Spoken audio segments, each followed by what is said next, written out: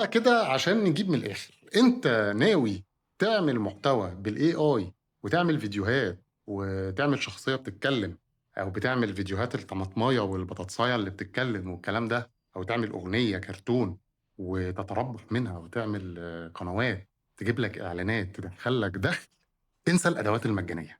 الأدوات المجانية دي معمولة بس عشان تجرّب، المنصات أو الشركات الكبيرة عاملة كده تجارب مجانية علشان تعجبك الأداة، فتشتريها وتشترك في الأداة وتكمّل معاهم.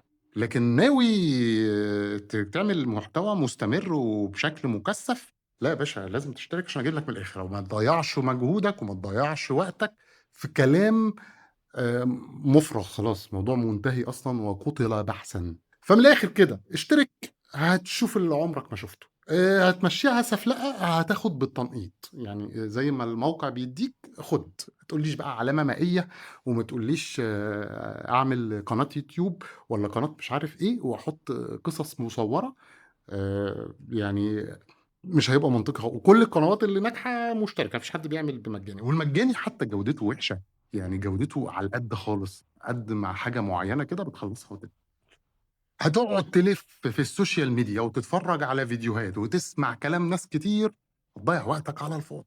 أنا من ناحيتي هاجيب لكم كل الأدوات المجانية المتاحة اللي بتستخدم بيها كل حاجة ممكن تستخدمها عشان تفيدك أنت، شوف أنت هتستفيد منها بإيه. لكن ما حدش ييجي يقول لي أنا عايز أداة سحرية تعمل لي كل حاجة ببلاش ومن غير علامة مائية ومن غير حدود ومن غير limit.